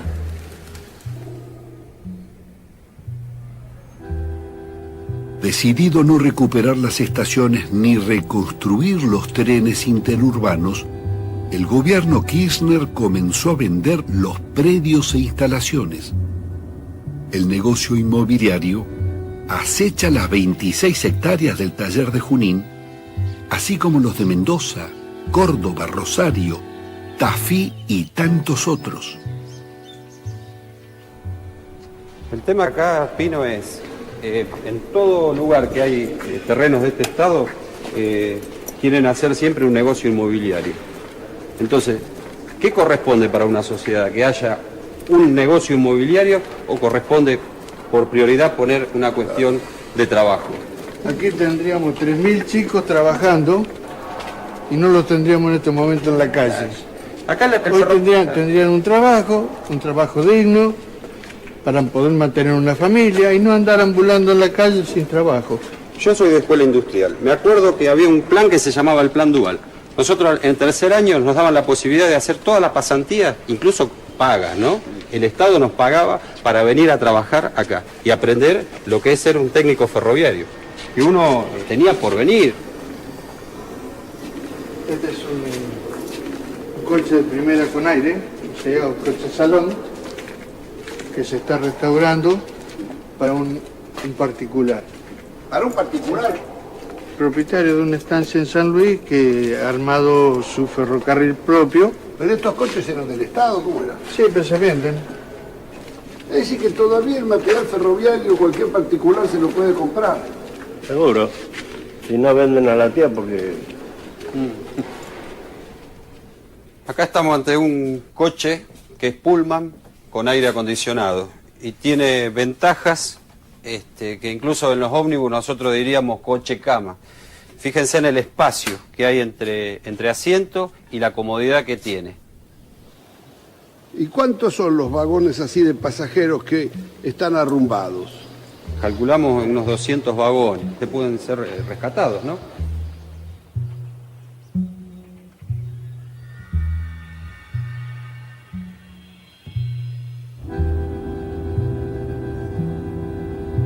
En el taller de Alta Córdoba, concesionado a la Unión Ferroviaria de José Pedraza, ni con autorización de la ONAVE nos dejaron entrar.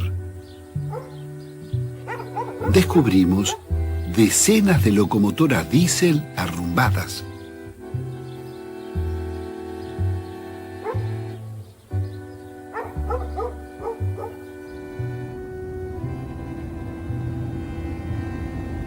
En los depósitos del inmenso taller de Laguna Paiva, al norte de Santa Fe, concesionado a la empresa EMEPA, la situación era mucho peor. Contamos cientos de vagones y locomotoras esperando su desguace. ¿Pero cuántas máquinas hay acá, Walter? ¿Cuántas máquinas hay acá? Estos galpones tienen 200 metros. A 10 metros por máquina se puede sacar la cuenta que fácilmente acá tenemos cerca de 50 máquinas. Y si contamos que tenemos galpones todo alrededor donde está también lleno de locomotoras en desuso, podemos sacar la cuenta de que esto es un gigantesco depósito de chatarra ferroviaria.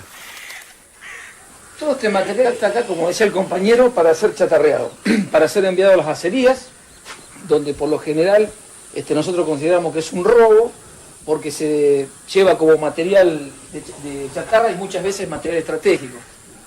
Cuando nosotros en esa época denunciábamos todas esas cosas, éramos amenazados, como y muchos compañeros que eran serenos, que nos pasaban los datos, que nos decían, mira, entró un vagón de Palanquilla de talleres nuevo y hoy se lo llevaron como chatarra. Esos serenos eran castigados, eran perseguidos. Son cientos y cientos de camiones que salían con chatarra, pero en el interior se encontraron que había todo acero que podía ser utilizado. Todo este acero, este material es del pueblo argentino. Esto es millones y millones de pesos y miles de horas hombres acumuladas, tiradas a la basura. Todo este saqueo que se cometió, que vos has mostrado, no hubiese sido posible sin la complicidad del sindicalismo, de la Unión Ferroviaria, del Partido Justicialista y las autoridades locales de ese momento, que cometieron un verdadero ferrocidio.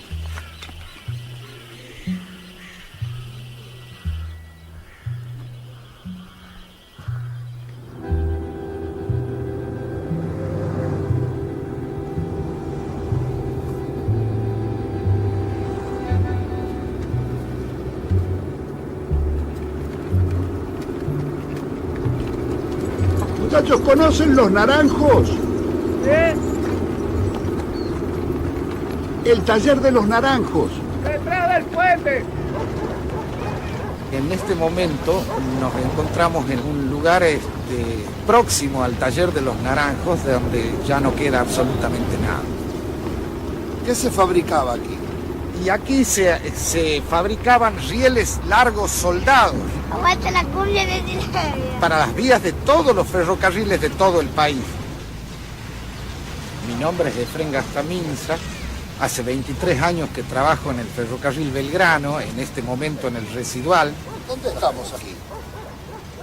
Esta plataforma era el lugar donde se recibían los durmientes, mide casi 1 kilómetro de largo y 70 metros de ancho. Allá más adelante había un galpón donde se entallaban los durmientes. Yo no veo nada acá, ni paredes veo. Absolutamente, ya no queda nada, ni el galpón, nada. ¿Y desde cuándo empezaron a robarse el galpón? Y a ver, eso ha sido lo primero que han robado. El galpón tenía chapas nuevas. ¿Cuándo fue? Se me hace que los primeros meses de ahí del año pasado. ¿Y quién es el que más robaba? Sarqui. Sarqui. Sarqui llevó dos grúas enteras. ¿2 grúas? Sí, las 2 grúas amarillas. Él ha llevado las de aquí. Las de allá y una de aquí. Porque esto tiene que haber sido un ejército para desmantelarlo. Por ejemplo, aparecían de repente camiones, vehículos de transporte pesado, se llevaban los rieles. Después también así se llevaban la maquinaria. Aquí había toda maquinaria de producción. Era toda maquinaria pesada. Le venían con las cosas con los cortes así por el medio. Ah, cortaban por medio. Con los cosas con un coso ese de juego. Ah, de fuego. Eso cortaban así y lo cargaban con un aparato. Le cambiaban así de lleva.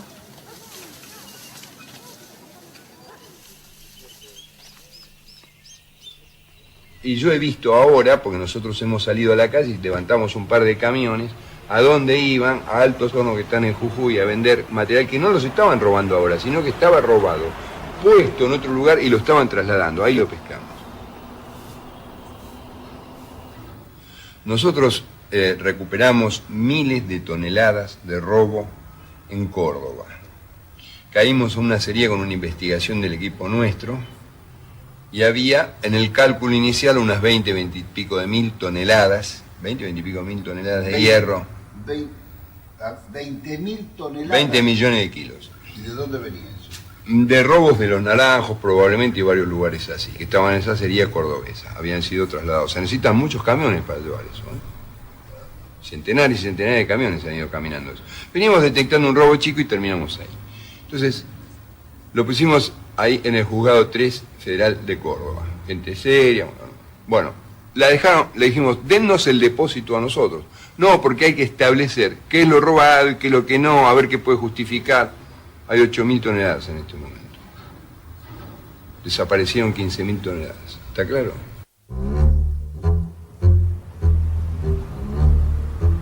Ante tanta impunidad, la pregunta inevitable era, ¿dónde estaba la justicia? ¿Cómo pudo ser que ningún fiscal o juez federal no hubiera intervenido? Estos interrogantes se los expusimos al Auditor General de la Nación. Doctor Despuy, ¿qué auditorías y denuncias hicieron sobre el saqueo del taller Los Naranjos y tantos otros?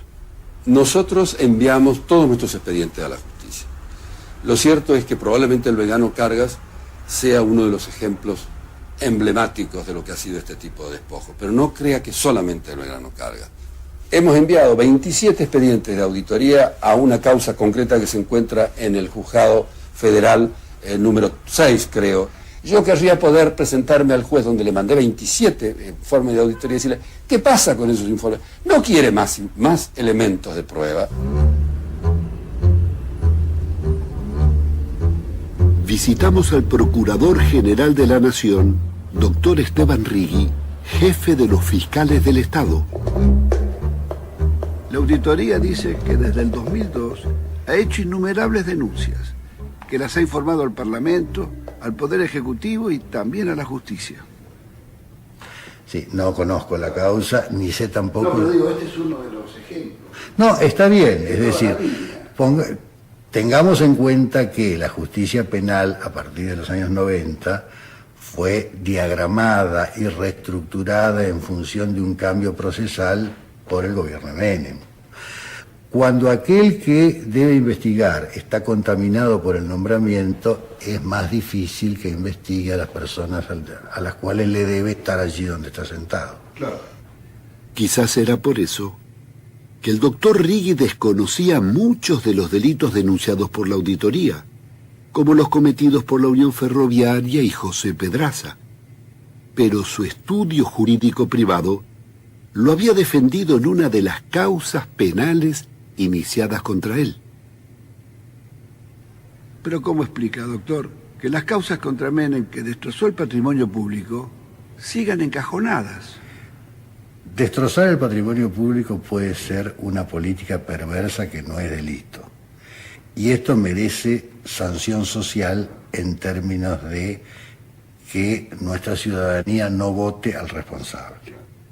Porque en rigor, la perspectiva tuya tiene menos que ver conmigo de lo que podría pensarse al principio, porque yo tengo más que ver con hechos de episodios de sangre que con estafas, ¿no?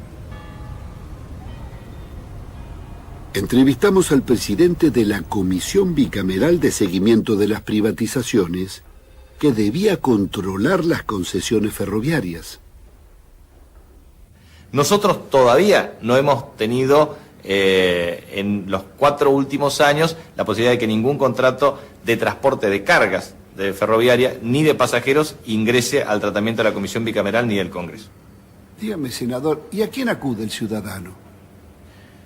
El ciudadano puede acudir a múltiples vías, pero nosotros somos los responsables en materia de preservación del patrimonio público. Las multas millonarias que las empresas debían pagar por sus incumplimientos fueron suprimidas por la Ley de Emergencia Ferroviaria dictada durante el gobierno Duhalde. Aún sigue vigente.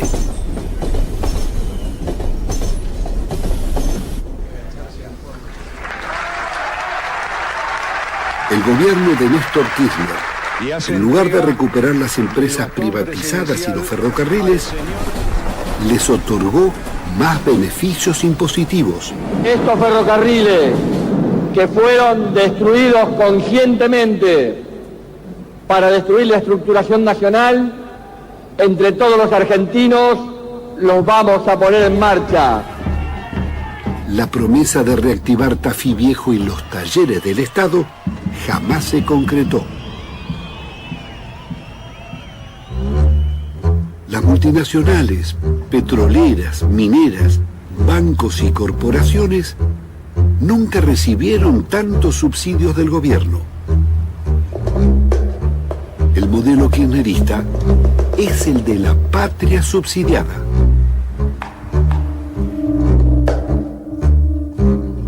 Estamos hablando de Aluar, estamos hablando de Repsol, estamos hablando de Techin, de Volkswagen, de Aceitera General Dehesa, es decir, empresas que tienen ganancias extraordinarias y no se entiende por qué razón. Además, el Estado debe concurrir a financiarle o subsidiarle las inversiones. En total estamos hablando anualmente para el año 2006 de 30.000 millones de pesos. Lo mismo que le pagamos de una sola vez al Fondo Monetario Internacional. Anualmente el Estado transfiere 30.000 millones de pesos a las principales empresas y negocios del país. Para el año 2008, los transportes de colectivos, ómnibus y camiones recibirán una subvención de 3.500 millones de dólares. Para los trenes metropolitanos, el subsidio será de 430 millones. Por cada boleto, el Estado pagará al concesionario $1, más $1 que paga el pasajero, son $1.30 por boleto.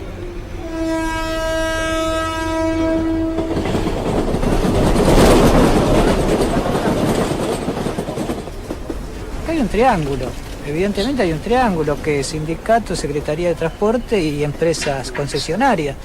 Creo que conforman un triángulo donde hay complicidades que saltan a la vista. O sea, una gremial que hace oído sordo a los reclamos de las bases de los trabajadores. Una Secretaría de Transporte que sigue otorgando subsidios, Jaime, y una empresa como TVA, digo TVA porque es la que trabajamos, que si se revisa la historia de TVA, de tener 2 líneas de colectivo, hoy tienen un imperio económico y manejan el monopolio del transporte automotor. Los sindicatos porque directamente no se oponen a esta política, porque hoy si los sindicatos paráramos como corresponde, lo que ya se tendría que estar pidiendo es que estas concesionarias se vayan. Vale aclarar que es la misma gremial que estuvo en los años 90 y 91 apoyando el proceso privatizador. Hoy siguen siendo los mismos. ¿Quiénes son? Y son, bueno, Omar Maturano, el secretario general, Horacio Caminos, Especial, Luna, que es secretario de Transporte Terrestre, ahora en la Secretaría de Transporte. Acá no nos olvidemos que la empresa dejó en manos de los sindicatos quién quedaba trabajando y quién se iba. O sea, el rol de defensor del dirigente gremial, en este caso directivo, agarró y se lo deja en manos de esta gente. O sea, ellos hacen de policías de la empresa ejecutando a los compañeros. Entonces ellos hicieron todo un listado de ellos le llamaban los zurdos, porque vamos a ser claritos en esto, hay que echar todos los zurdos. Y bueno, y de esa manera se descabezaron conducciones de base de aquel momento. No, pibe, no, que hay 600 bolas y te quedás calcinado, no pasen más por ahí, no hagan más eso, chicos.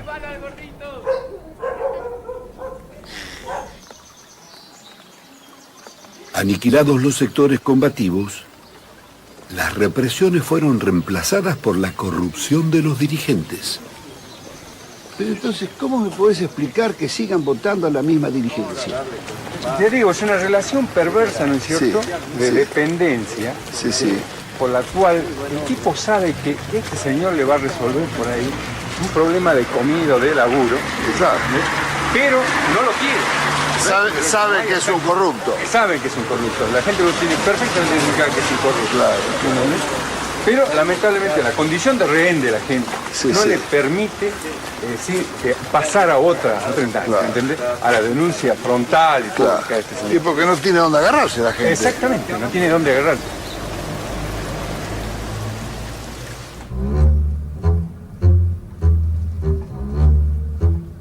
Desde el gobierno de Menem hasta el de Kirchner, continúan los mismos concesionarios y dirigentes sindicales y la misma caja negra que distribuye los subsidios.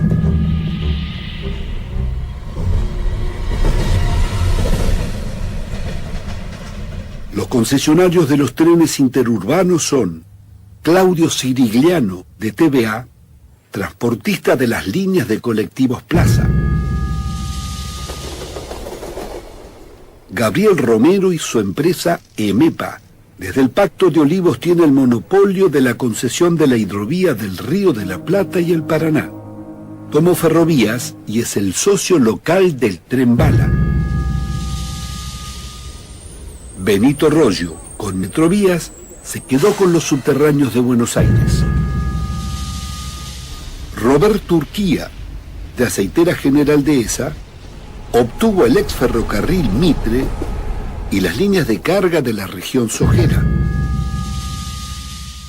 Sergio Taselli, hasta el 2006, mantenía la concesión de los ex ferrocarriles San Martín y Roca.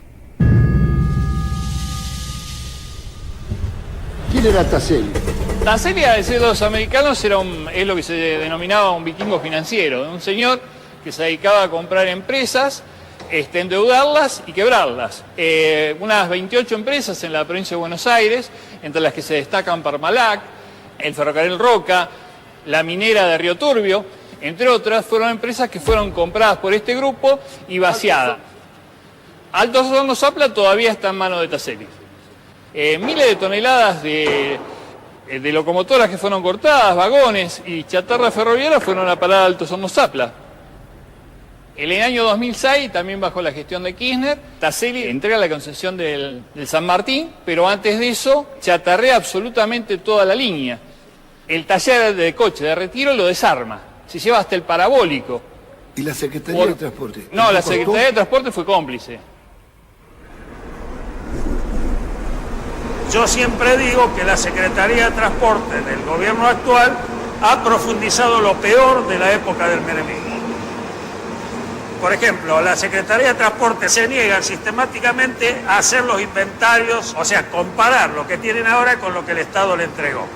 Y esos inventarios lo hacen los mismos concesionarios y son aprobados por la Secretaría de Transporte.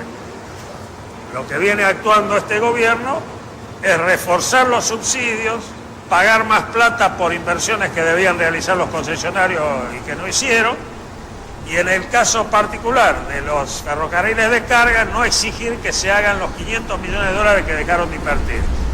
Lo que figura como inversiones son cuestiones de mantenimiento normal, y el gobierno les ha perdonado en la renegociación toda esa falta de inversión.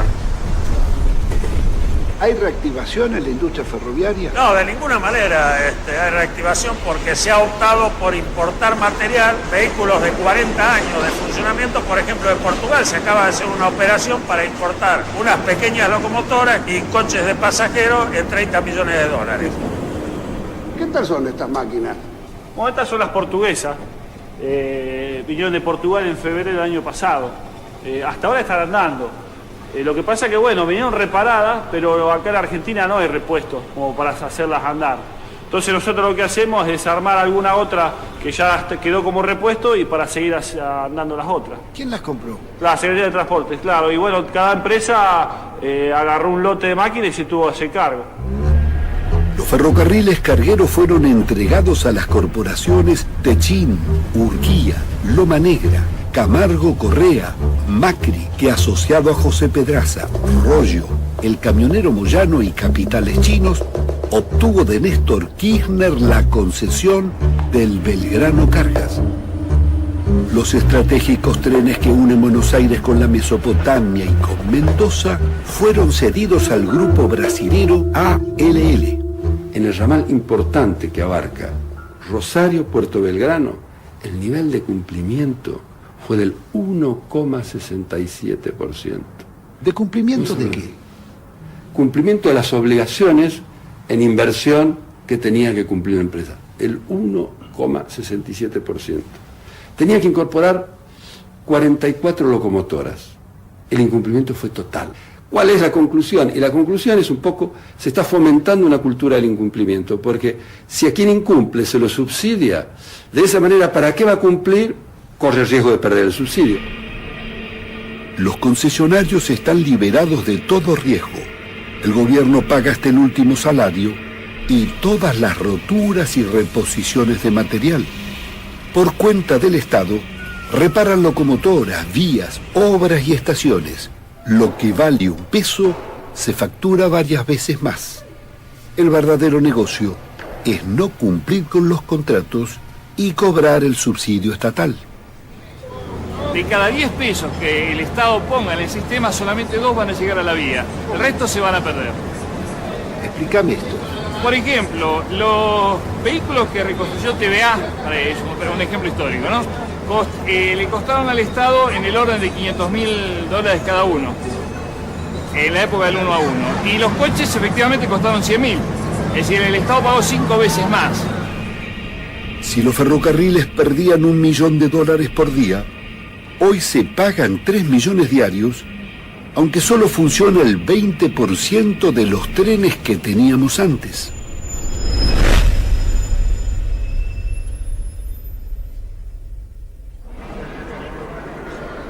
El maltrato y el desamparo del pasajero se hizo norma. Las estaciones fueron convertidas en galerías comerciales. Los robos y accidentes se multiplican a diario. Cuando uno todos los días pone en riesgo su vida para transportarse a su trabajo, a la escuela, lo que está haciendo es vulnerando un derecho humano básico. Todos los transportes públicos masivos en el mundo, casi todos, están subsidiados. Debemos ser el único país que entregamos subsidio para que maltraten al pasajero. Acudimos al encuentro del Procurador del Tesoro de la Nación, que es el jefe de los abogados del Estado. Bueno, me llamo Osvaldo Guglielmino, soy el Procurador del Tesoro de la Nación. El Procurador del Tesoro de la Nación es el abogado del Presidente de la Nación. La pérdida del patrimonio ferroviario son decenas de millones de dólares. Y hay denuncias penales, muchas en estos 10 años, y la justicia no ha actuado. ¿Por qué, doctor? No tengo la menor idea.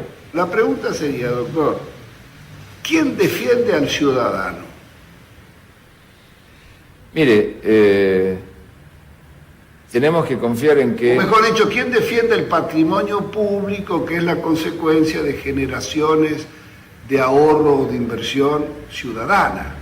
Y bueno, en este caso tiene que haber un control y una sanción eficaz a quienes hayan propiciado este latrocinio que usted me está describiendo.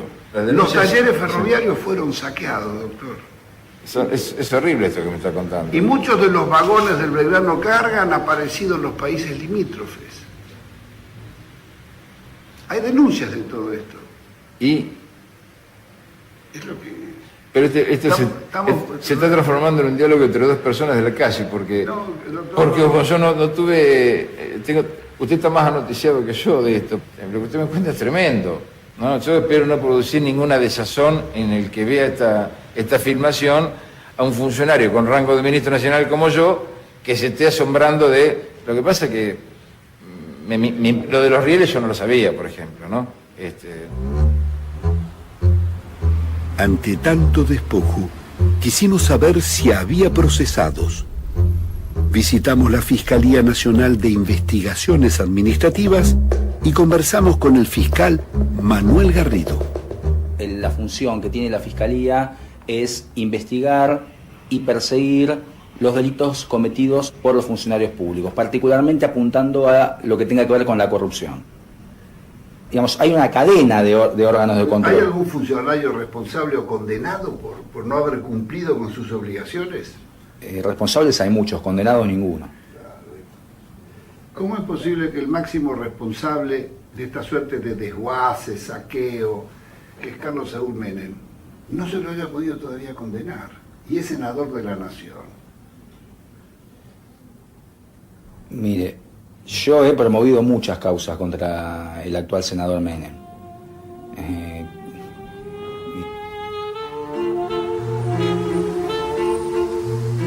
Para el Congreso Legislativo Federal de la Nación Argentina y obrar en todo de conformidad con lo que prescribe la Constitución Nacional. Sí, juro. Si así no lo hicieres, que Dios y la patria os lo demanden. Procesado por contrabando de armas a Ecuador y Croacia. Asociación ilícita y voladura de la fábrica militar de Río Tercero. Sobreprecio en obras públicas. Ocultamiento de cuentas corrientes en el exterior. Vaciamiento del sistema ferroviario. Fraude en la venta de acciones de YPF y Entel. Operaciones de contrabando.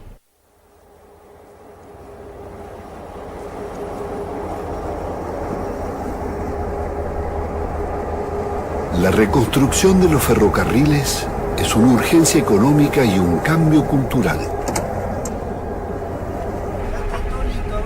Después de tantos fracasos, se debe debatir un nuevo modelo que incluya a los pasajeros, trabajadores y transportistas de cargas para reconstruir el tren para todos.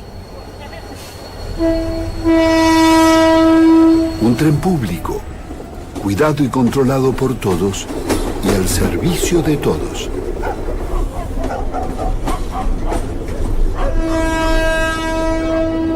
Pero más allá de todo esto, el tren no solamente cumple una función social a nivel de personas que viajan, gente que viaja, se traslada de un lado al otro, sino una función social para las pequeñas economías. Acá si vos ves, hace años que no se carga cereal en estaciones que antes pedían continuamente vagones. Estamos avanzando por todo lo que es la pampa húmeda, zona toda rica en cereales, imagínate. Todo esto sería un negocio para el ferrocarril como empresa, y sin embargo no lo es. Hoy los trenes de carga son trenes que manejan la carga de ciertas empresas multinacionales, olvidándose incluso del pequeño productor, y del pequeño productor vive todo el campo, ¿no? No tiene vagones. No hay vagones, no. Y si los pedís no te los dan. Tenemos que tener el 80% de la carga transportada por ferrocarril y el 20% por camión, no al revés como es ahora. Con este plan recuperás 32 millones de toneladas de carga y 12 millones de pasajeros interurbanos. Lo siento, mirá, por Moyano, pero las cosas son así, no es que yo quiera que sean, son así. Acá hace falta recuperar al ferrocarril. Es decir, yo anduve en estas vías a 120 kilómetros por hora.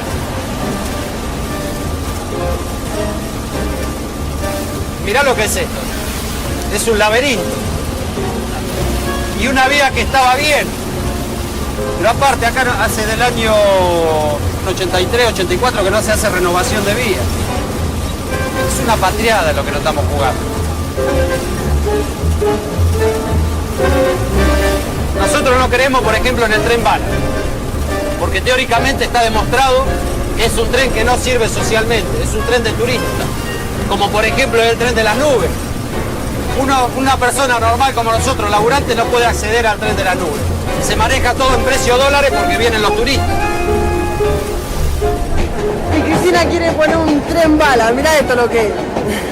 Mirá cómo se mueve esta cotelera y van a poner un tren bala para qué.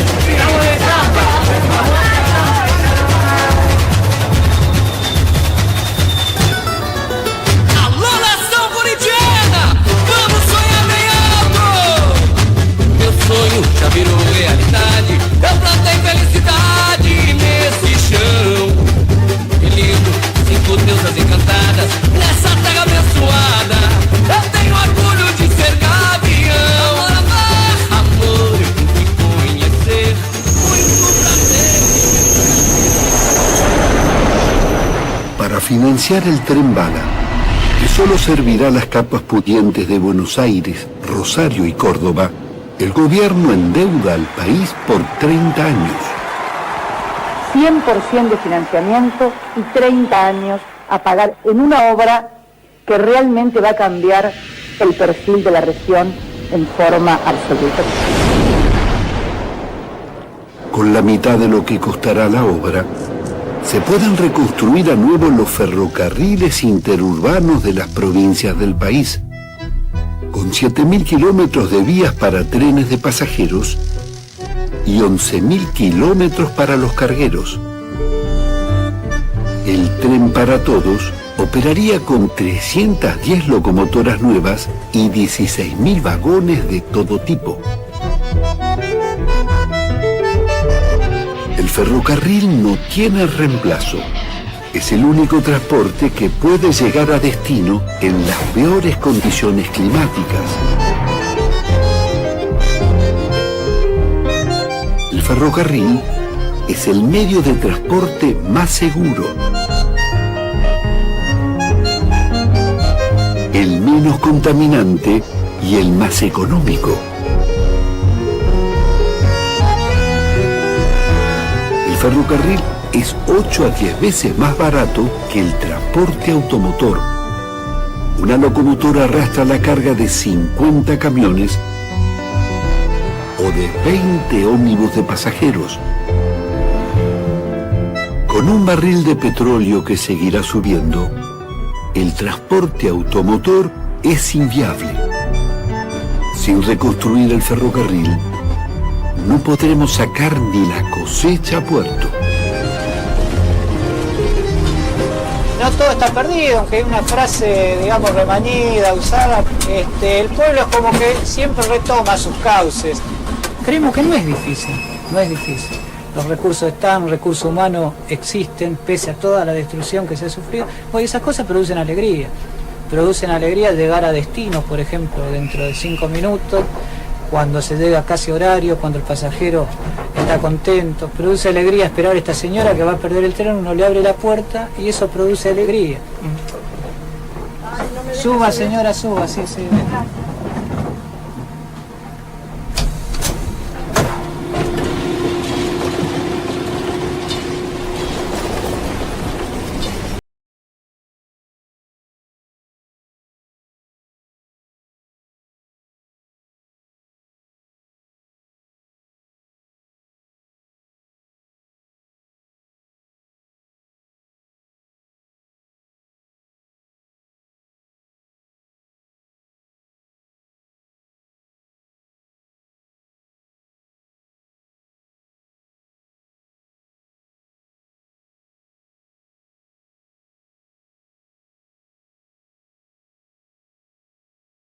Queremos que vuelva el tren nuevamente.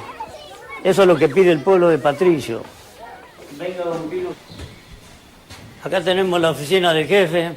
Si usted hoy ve todo esto acomodado fue porque se acomodó con la ayuda de los chicos de la escuela, pero esto estaba totalmente destruido. Acá faltaron muchísimas cosas, que gracias a la voluntad nuestra y de los vecinos del pueblo, esta oficina está como estaba antes, como la tenía el jefe de estación.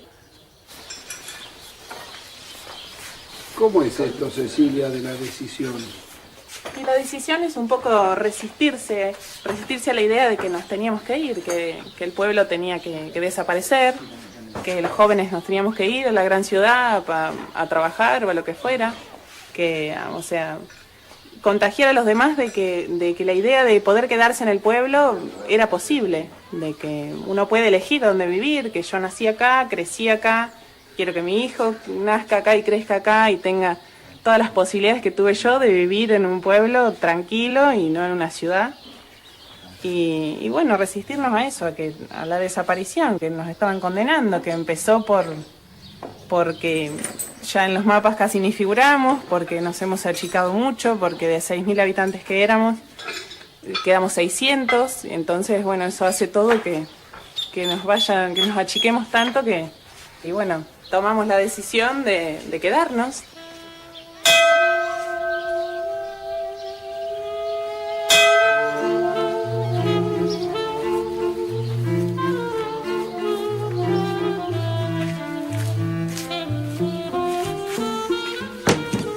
¿Qué pasa? ¿Hay función?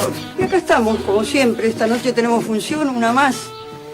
Ya empezamos jugando y ya tenemos más de 150. 150 funciones. Lo hacemos acá en Patricio, lo hacemos en los pueblos de los alrededores donde nos invitan, porque todo el pueblo que ha perdido el tren se ve identificado en esta obra.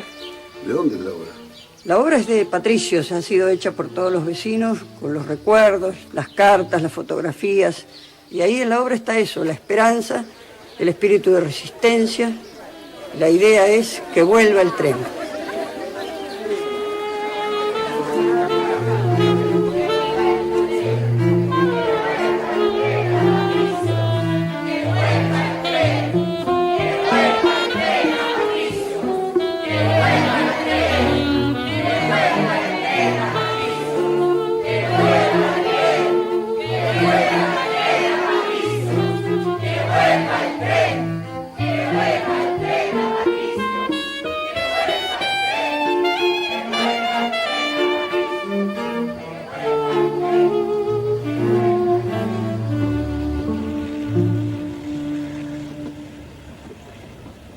Los trenes volverán, como vuelven los días, los meses, las estaciones.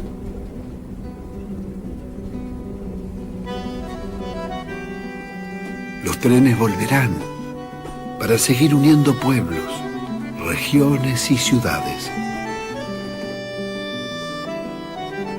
Los trenes volverán como van y vuelven los pasajeros, las cargas y mensajes.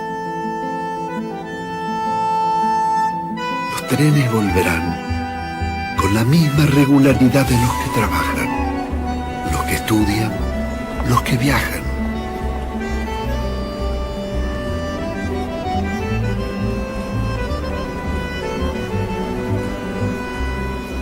Los trenes volverán simplemente por el placer de viajar. Como el agua, la luz o el amor, no es posible vivir sin ellos.